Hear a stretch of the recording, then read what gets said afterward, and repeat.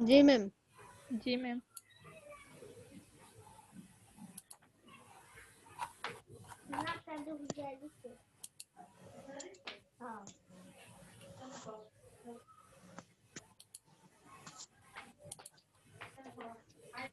আজকে তোমাদের লেকচার 7 মনে হয় না? তোমাদের কি চ্যাপ্টার 3 শুরু করছিলাম?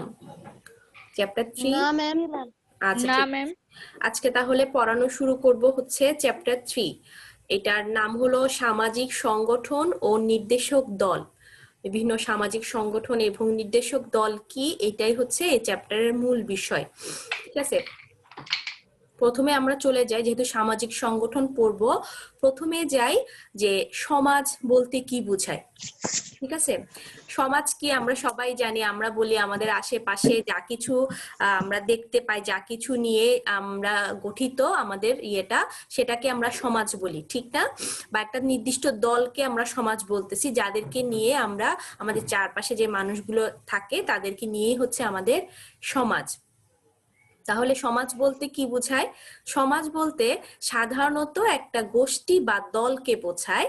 তারা একটা নির্দিষ্ট অঞ্চলে বসবাস করে এবং উক্ত অঞ্চলের একটা নির্দিষ্ট সংস্কৃতি, কিছু উপসংস্কৃতি, কিছু আচার ব্যবহার, ভাষা, জীবনধারা ইত্যাদিকে প্রত্যক্ষ এবং পরোক্ষভাবে প্রভাবিত করে। মানে ওই সমাজের মানুষরা ওই নির্দিষ্ট সংস্কৃতিটা মেনে চলে, বা তাদের নির্দিষ্ট একটা ভাষা ব্যবহার করে, একটা নির্দিষ্ট জীবনধারা ব্যবহার করে, এবং ওই সমাজে যারা বড় হয়, শিশু যারা জন্ম থেকে বড় হচ্ছে, ওরা ওই সংস্কৃতিটাকেই লালন করে বড় হয়। এই জন্য ওইটাকেই বলতেছে একটা নির্দিষ্ট সমাজ। ঠিক আছে, সমাজ মানে আমরা সবাই জানি এটা হচ্ছে সমাজের আরেকটু বইয়ের ভাষায় ব্যাখ্যা। ঠিক আছে, এরপর আসো ভোক্তা কি, কনজিউমার কি, বলো। কনজিউমার খুব সহজ একটা টপিক, বলো কেউ একজন ম্যাম বলো। উৎপাদক যখন পণ্য উৎপাদন করে এবং চূড়ান্ত ভোক্তার নিকট যে পণ্য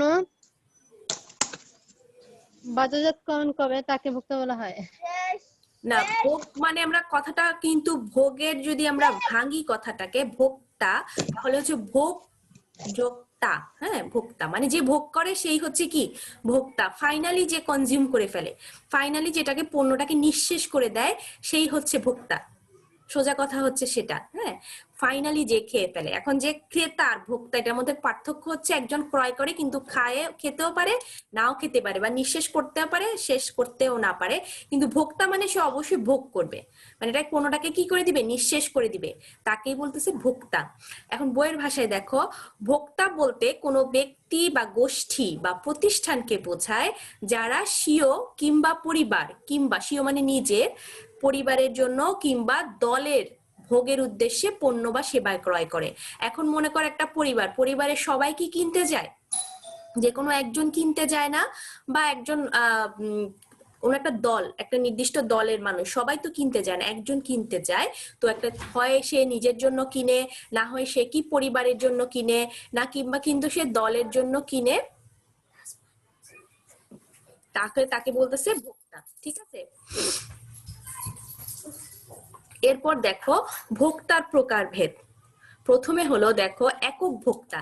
একক ভোক্তা মানে যখন আমার একটা নির্দিষ্ট জিনিস দরকার, আমি সেটাকে কি করব, নিজে কিনে নিয়ে চলে আসব, কারো দরকার হবে না, এবং আমি নিজেই কনজিউম করব, তখন হচ্ছে একক ভোক্তা। বা তুমি কনজিউম করছো, একটা নির্দিষ্ট ব্যক্তি, তার আগেও কেউ নাই পিছিয়ে কেউ নাই, সে নিজের পছন্দ মতো কোনো কিছু কিনে বা ইয়ে করে ভোগ করে, তখন সেটাকে বলা হচ্ছে ভোক্তা, একক ভোক্তা। সে নিজেইটা নিজের পণ্য বা সেবা ক্রয় করে।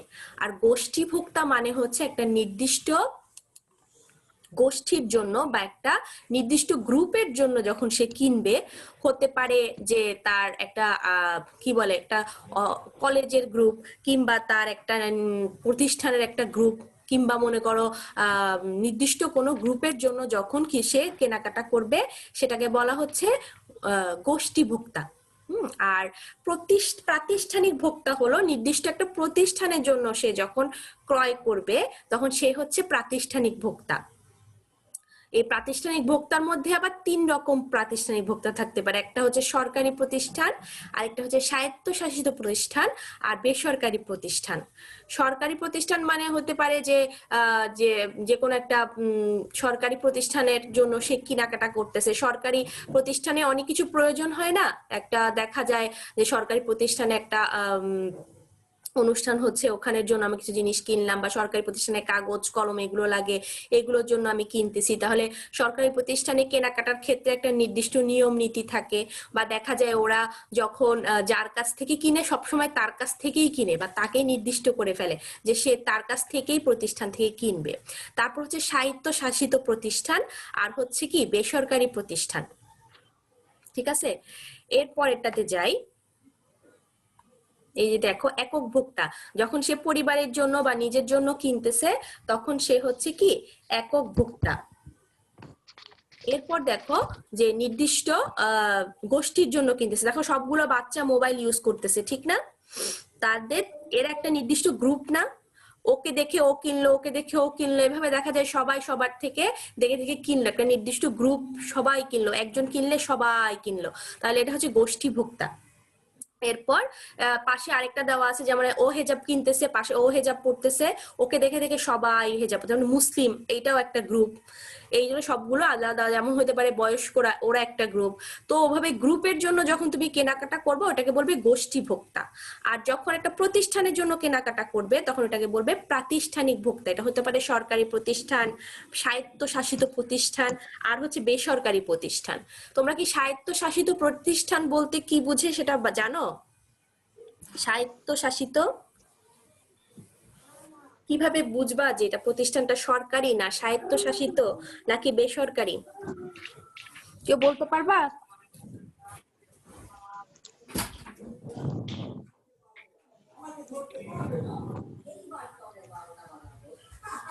কেউ কি বলতে পারবা সরকারি, স্বায়ত্তশাসিত আর বেসরকারি প্রতিষ্ঠানের মধ্যে পার্থক্যটা কি? সরকারি হচ্ছে ম্যাম সরকারের আন্ডারে যেটা, আর স্বায়ত্তশাসিত হচ্ছে কোনো ব্যক্তি যেটা একজন ব্যক্তি যেটা পরিচালনা করে। কনফিউজ হয়ে গেল না? তাহলে বেসরকারি?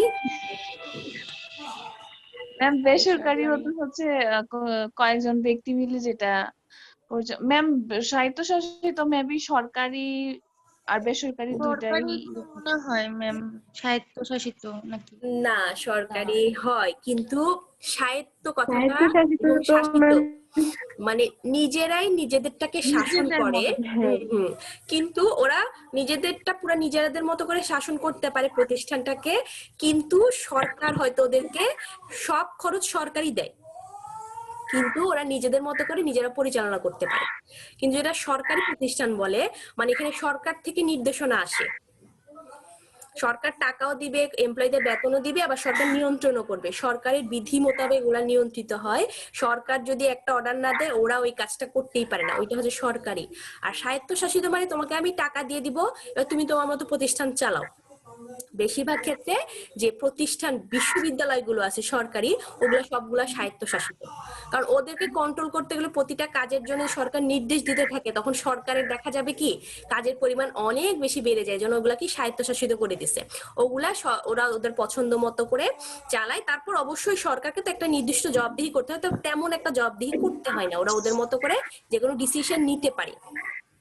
আর বেসরকারি যেটা, সেটা হচ্ছে সরকারের নিয়ম নীতি ওরা মেনে চলে, হ্যাঁ, আর কিন্তু পরিচালনাটা হয় প্রাইভেট ভাবে, মানে একটা নির্দিষ্ট ব্যক্তি পরিচালনা করে, এবং এটা একটা রিপোর্ট দিয়ে দিলেই হয়ে যায়। এবং বেসরকারি বলতে এখানে টাকা পয়সা সরকার দিতেও পারে, নাও দিতে পারে, হয়তো 50% 40% শেয়ার দিতেও পারে, টাকাও দিতে পারে, কিন্তু সরকার ওটা পরিচালনাও করে না, সরকার নিয়ে কোনো মাথা ব্যথাও করে না। কিন্তু সরকার যদি মনে করো সরকারি ছুটি এগুলো ওরা মেনে চলে। বা আমাদের কলেজটা কি সরকারি নাকি বেসরকারি নাকি স্বায়ত্তশাসিত, কে বলতে পারবা? স্বায়ত্তশাসিত ম্যাডাম। না, আমাদেরটা বেসরকারি, আমাদেরটা বেসরকারি। তোমরা স্বায়ত্তশাসিত আমাদের প্রতিষ্ঠান? কলেজে সরকারি না হয়ে যাওয়ার কথা হয়েছে না? না, হয় নাই এখনো। সাহার আপা তো মারা গেল, সাহার আপা থাকলে হয়ে যেত।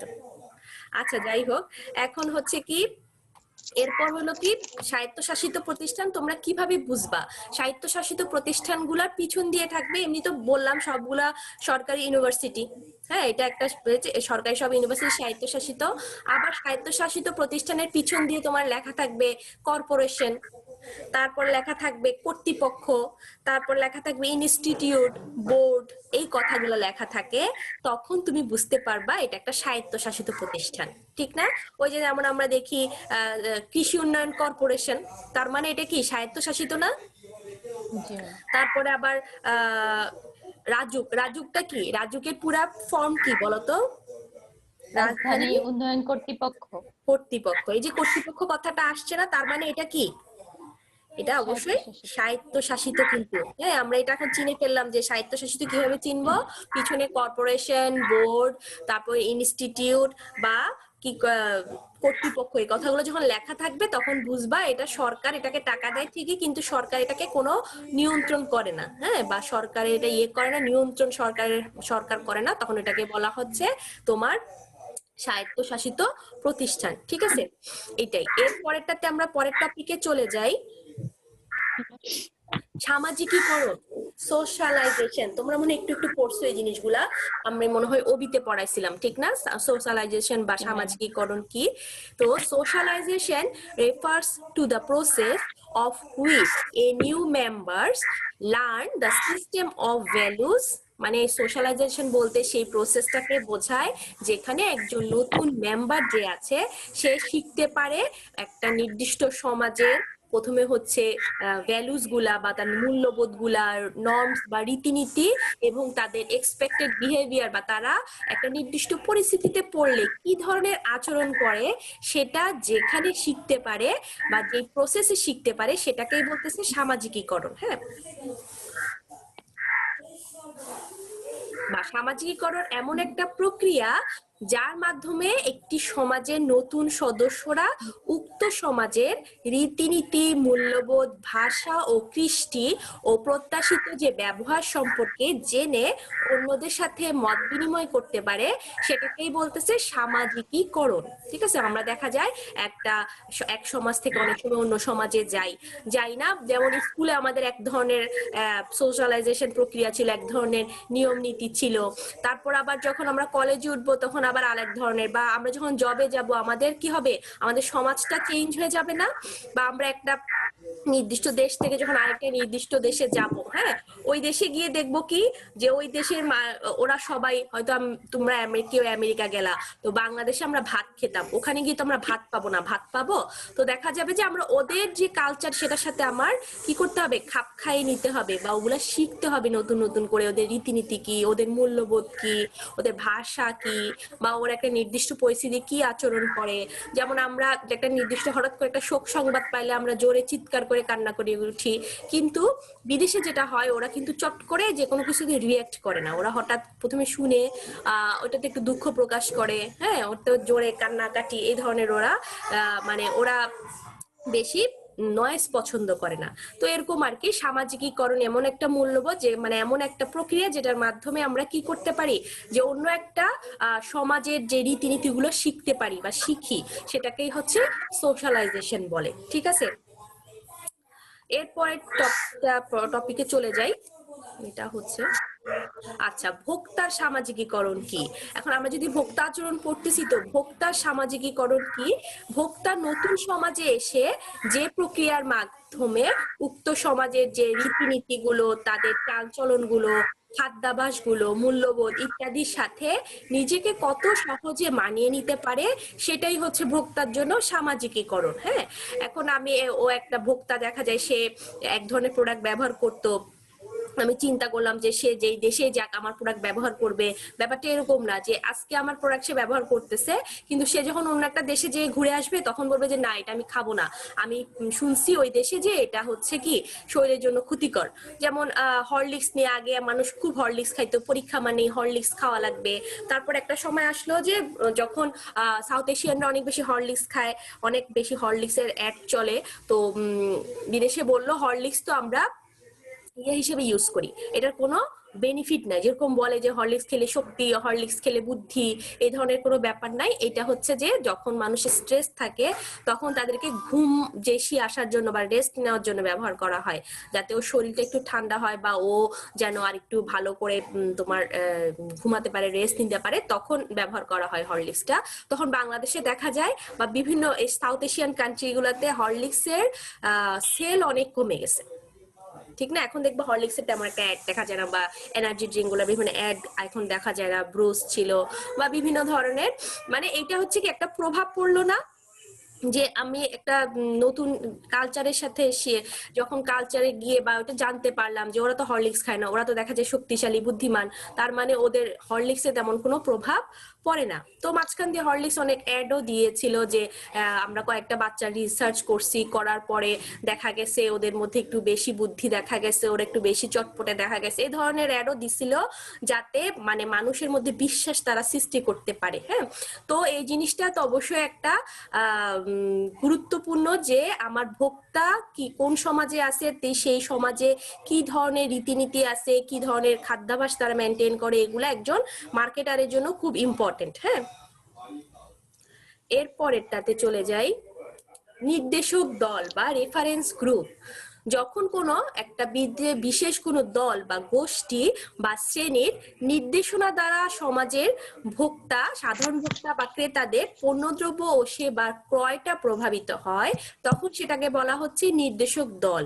অর্থাৎ তোমার একটা নির্দেশ, আমরা অনেক সময় দেখা যায় না সমাজে কিছু নির্দিষ্ট মানুষদেরকে ফলো করে না, দেখা যায় একটা সেলিব্রিটি এটা খেয়ে শুকায় গেছে, আমরা দেখা যায় সবাই দল বেঁধে এটা খাই না, মানে এরকম হতে পারে যে ওই সমাজটাকে ওর বা একটা নির্দিষ্ট একটা যে কোনো একটা সেলিব্রিটির নির্দিষ্ট একটা ডিজাইনের ড্রেস পরলো, দেখা যাবে যে দলে দলে মেয়েরা সেই ড্রেসটা সেই ডিজাইনে বানায় না, তার মানে সে হচ্ছে সবাইকে প্রভাবিত করে।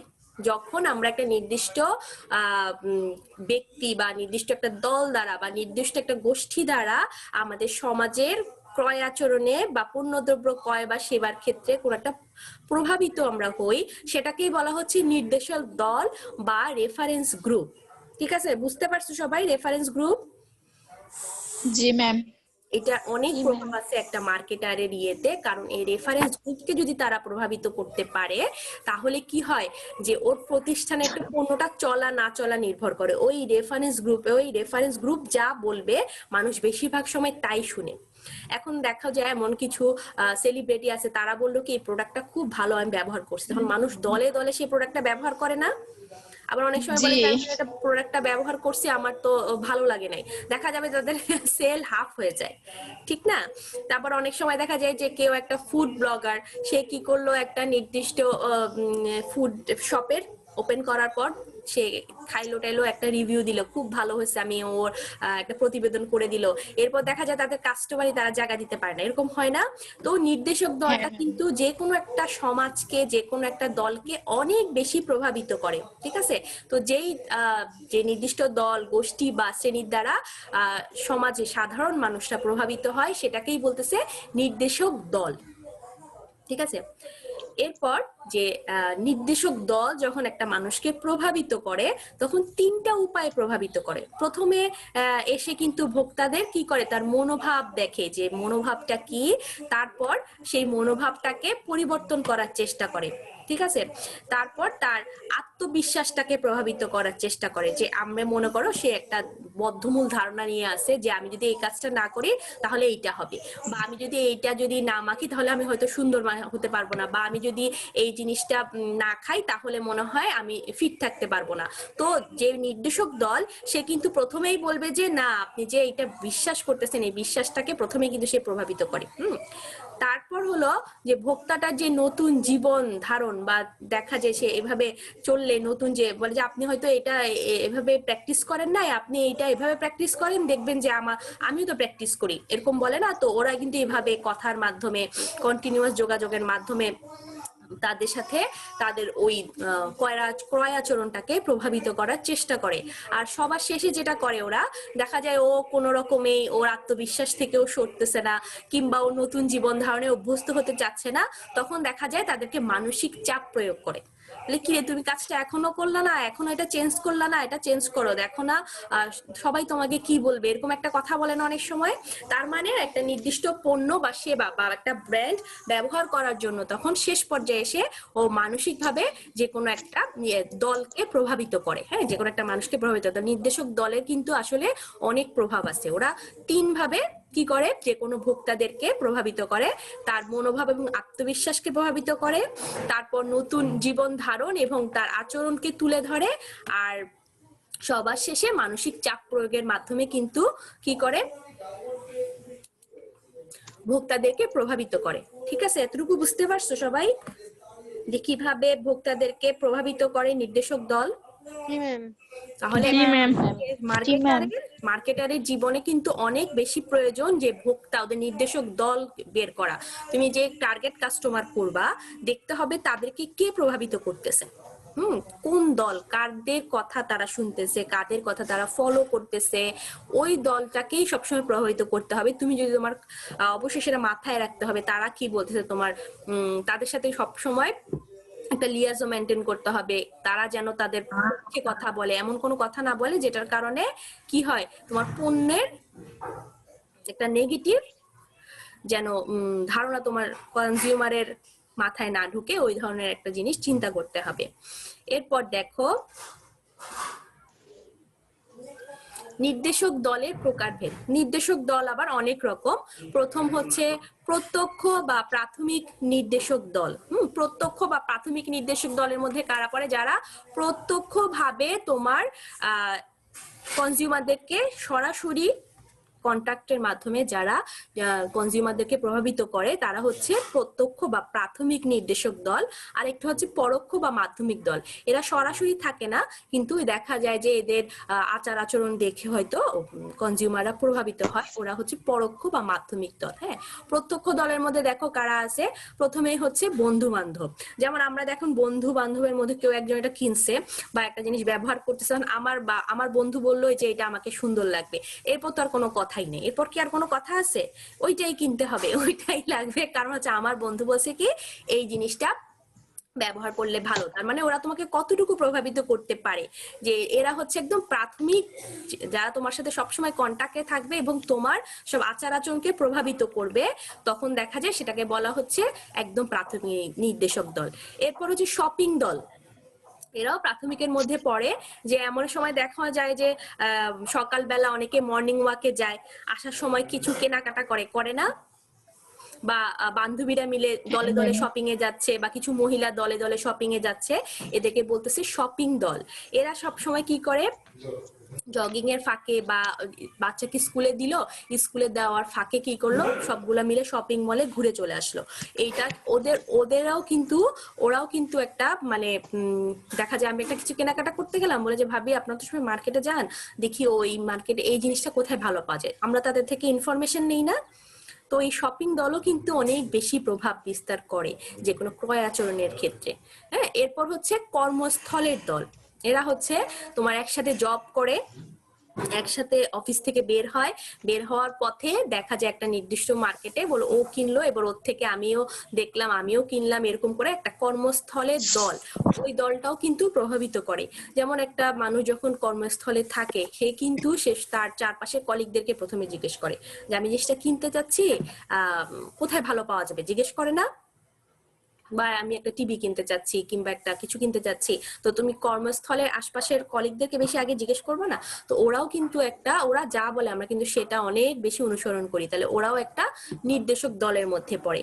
তারপর হলো ধর্মীয় দল বা গোষ্ঠী, যারা হচ্ছে নির্দিষ্ট একটা ধর্মের যারা থাকে, যেমন আমাদের মুসলমান ধর্মে থাকে যে ইমামরা, মসজিদের ইমামরা, বা অনেক সময় দেখা যায় যারা ইয়েতে ধর্মীয় যে কোনো একটা শীর্ষ পদ যারা দখল করে আছে, তাদের কথাও কিন্তু অনেক গুরুত্বপূর্ণ, ঠিক না? যেমন বাংলাদেশে আমাদের যখন শুক্রবার দিন নামাজ হয়, নামাজের সময় অনেক খুতবা দেয় না ইয়েরা, তোমার ইমামরা শুক্রবার ইমাম দিন সাহেবরা। সমাজে, হ্যাঁ, জি তো ম্যাম। শোনা যায় জি ম্যাম। অনেক মাইক দিয়ে অনেক সময় অনেক জোরে করে সবার কানে যেন পৌঁছায় ভাবে করে।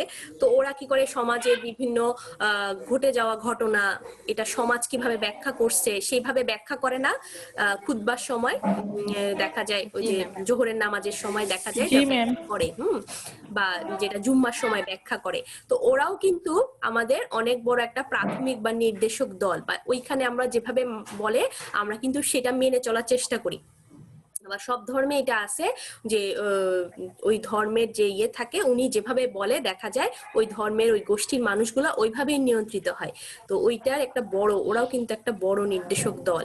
এরপর হচ্ছে ভোক্তা কার্যক্রম দল, যেমন বাংলাদেশে আছে যে পরিবেশ আন্দোলন কিংবা তোমার কনজিউমার অ্যাসোসিয়েশন অফ বাংলাদেশ, এরা দেখা যায় ভোক্তাদের অধিকার নিয়ে কথা বলে যে আমাদের ভোক্তা তো ঠকতেছে কিংবা এখানে খারাপ জিনিস মিশানো হচ্ছে, ওগুলা সবকিছু নিয়ে কিন্তু ওরা কথা বলে।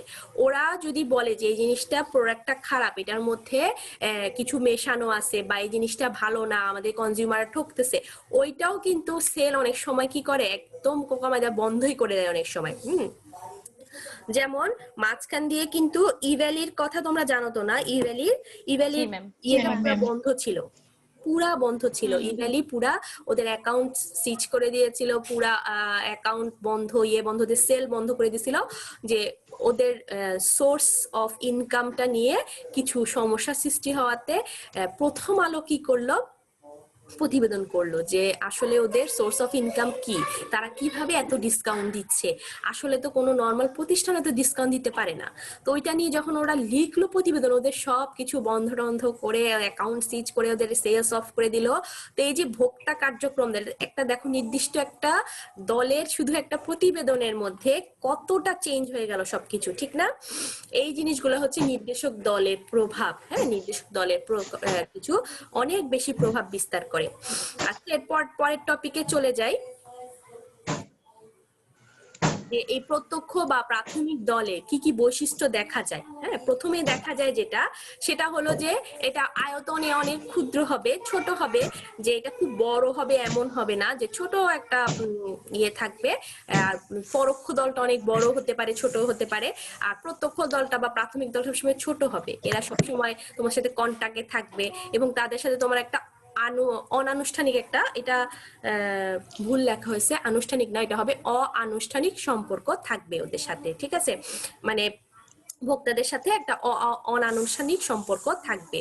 তারপর হলো বিভিন্ন ভূমিকা এবং স্বার্থ জড়িত থাকবে। দেখা যাবে যে যে তোমাকে প্রভাবিত করতেছে বা যার কথা শুনতেছো তার নির্দিষ্ট কোনো স্বার্থ থাকতে পারে। দেখা যেতে পারে যে সে তার কাছে থেকে টাকা পাচ্ছে, কমিশন পাচ্ছে, এই জন্য তোমাকে বলতেছে যে এটা কিনো। এমন হতে পারে সে তার প্রতিষ্ঠান, তার মামার চাচার প্রতিষ্ঠান হতে পারে। তার মানে তার ভূমিকা থাকবে, তার স্বার্থ থাকবে, হ্যাঁ, প্রাথমিক দলের। এরপর হলো তার সামগ্রিক জীবনে একটা প্রভাব পড়বে। সামগ্রিক জীবনে প্রভাব বলতে বোঝায় যে একটা নির্দিষ্ট প্রাথমিক যে দল, মানে একটা কনজিউমারকে যে তার সামগ্রিক জীবনে তাদের এই দলটা প্রভাব বিস্তার করবে। শুধুমাত্র যে একটা নির্দিষ্ট পণ্য কেনার ক্ষেত্রে না, তার জীবনযাত্রা, তার ঘুমের টাইম, তার সবকিছুতে কিন্তু তার সামগ্রিক জীবনে কিন্তু তার প্রভাব ফেলবে কি এই নির্দিষ্ট প্রাথমিক দল। এরপর হচ্ছে ব্যক্তিত্ব। অনেক সময় এই প্রাথমিক দলের একটা বৈশিষ্ট্য থাকবে, তার নির্দিষ্ট একটা ব্যক্তিত্ব থাকবে, ব্যক্তিত্বটাকে সবাই ফলো করবে। হ্যাঁ, এরপর হচ্ছে এটা আনুষ্ঠানিকভাবে গঠিত, এটা গঠিত হবে আনুষ্ঠানিকভাবে, কিন্তু অনানুষ্ঠানিক একটা সম্পর্কের ভিত্তিতে। যে আনুষ্ঠানিকভাবে গঠিত মানে হচ্ছে একটা ফর্মালিটিস নিয়ে গঠিত হবে, একটা নির্দিষ্ট সমাজে থাকবে, নির্দিষ্ট দায়িত্ব পালন করবে, বা সমাজকে, যেমন যার তার কথা তো তুমি শুনবা না, যে একটা ভোক্তাকে প্রভাবিত করতে হলেও তোমার একটা আনুষ্ঠানিক ভাবে প্রভাবিত করতে হয়। এমনি যে কেউ বললে কিন্তু তুমি এই জিনিসটা কিনবা না।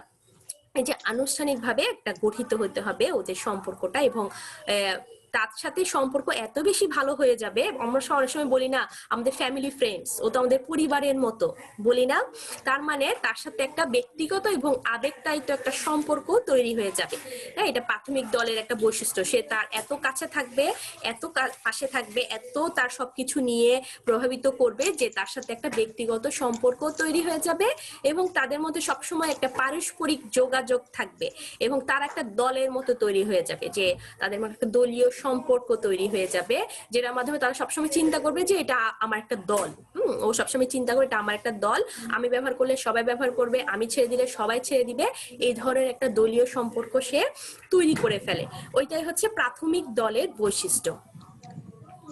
ঠিক আছে, আজকের ক্লাস এখান পর্যন্তই শেষ। সবাই কি টপিকগুলো বুঝতে পারছো? জি মিস। জি ম্যাম। আচ্ছা ঠিক আছে, তাহলে এখন আমরা রোল নাম্বার গুলো দিব।